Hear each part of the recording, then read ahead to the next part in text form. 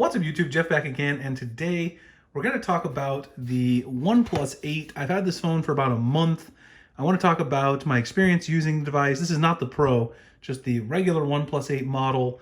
I want to talk about some of the things I love about this device, sort of where things stand after a month. But before I do that, I do want to thank the sponsor of today's video, which is Umidigi. They have a couple of promotions they're running right now with AliExpress for the Super Brand Festival. They have two smartphones that are going to be on special offer. One of those is the S5 Pro, and you guys can see the prices right there. Free gift for the first 500 orders. You can see the dates. I'll drop the link below for this phone. And then they also are going to have on offer the A7 Pro at the Super Brand Festival at AliExpress.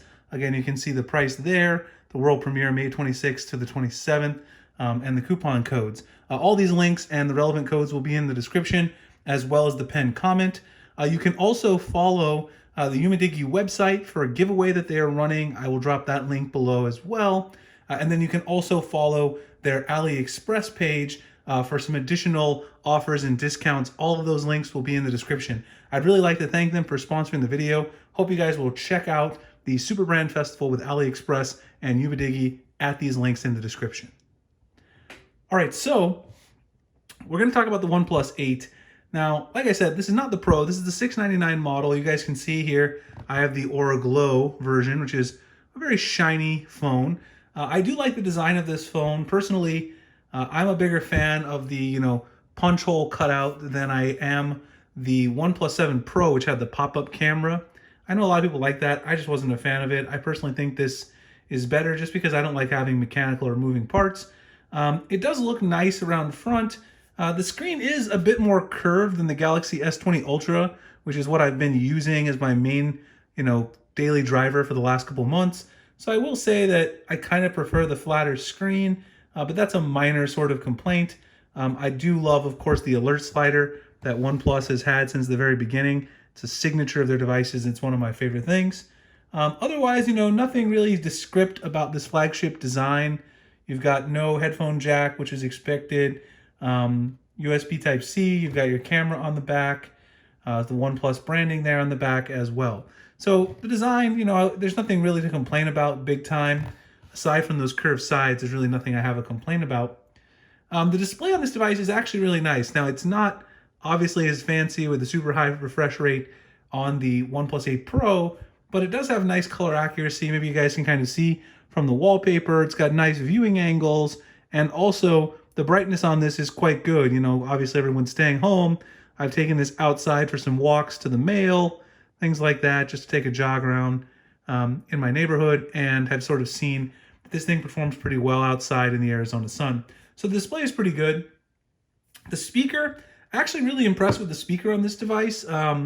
It's pretty close, in my personal opinion, to the Galaxy S20 Ultra, which, like I said, has been my main phone before I started using this one and some of these other flagships that have come out in the last month.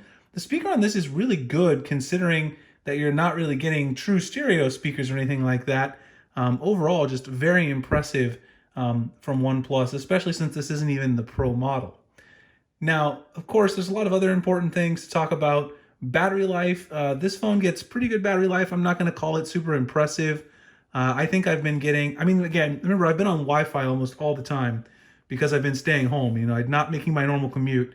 So I get about maybe 6.5 hours screen on time with this, sometimes maybe 7. That's certainly not as good as the Galaxy S20 Ultra, which I wouldn't expect. Not as good as my Note 10 Plus. But it's pretty good. I would hope to get a little bit more since it's Wi-Fi only. Like I said, I've been taking it out very sparingly in terms of the LTE, so I would expect a little bit better battery life, but it's not terrible. And of course, you do have, super fast charging from OnePlus. They give you the charger in the box. That's always been a big selling point from them.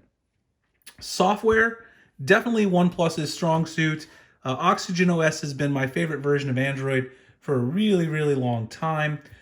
They've got the customizable sort of accent colors. They just keep doing more and more to improve this. And in addition to all the sort of things that you can tweak with the look of your device, they keep it simple, easy to read, nice layout, very clean, and the software just flies. It's very smooth in terms of the overall UI fluidity. and things like that. So in my personal opinion, and I've said this the last couple of years, I prefer Oxygen OS to the pure experience that Google offers on the Pixel. I think Oxygen OS is the best skin that you have in Android today. And combined with the high-end specs that you get in this phone, top-of-the-line processor, things like that, the overall performance here for pretty much anything you want to do, multitasking, gaming, watching media, this thing can be a beast for you no matter what you're doing at the end of the day. The next thing, of course, is the camera. And this is the one place where I'll say the OnePlus 8 kind of comes up a little shorter than the OnePlus 8 Pro. From what I've seen from the OnePlus 8 Pro, it can hold up its own against any camera, in my opinion, even the Pixel 4 or the iPhone 11 Pro Max. And of course, I'm not a big fan of the S20 Ultra camera, so I won't really compare it to that.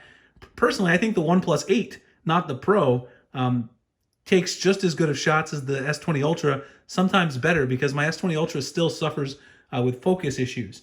The OnePlus 8, though, doesn't take as great of low light shots as the Pro version. That's the main place where it suffers, but I do think it's a very, very worthy performer in this price category. Of course, you miss out on some other features that you're going to get with the top-of-the-line Pro model. Things like wireless charging, of course, is something that you don't want to leave behind, but you might leave behind. There's a couple other small features that I've pointed out in the past, like there's no IR blaster, but that's a feature that's not really on very many flagships these days. But you're not really missing out on anything I think that's important. The built-in fingerprint sensor is very fast. I think OnePlus has gotten really good at the fingerprint sensor over time.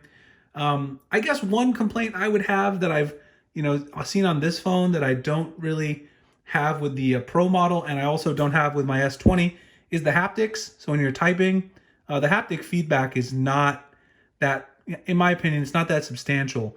And I know this is kind of a small thing that some reviewers complain about, and maybe a lot of regular quote-unquote people don't see this as an issue.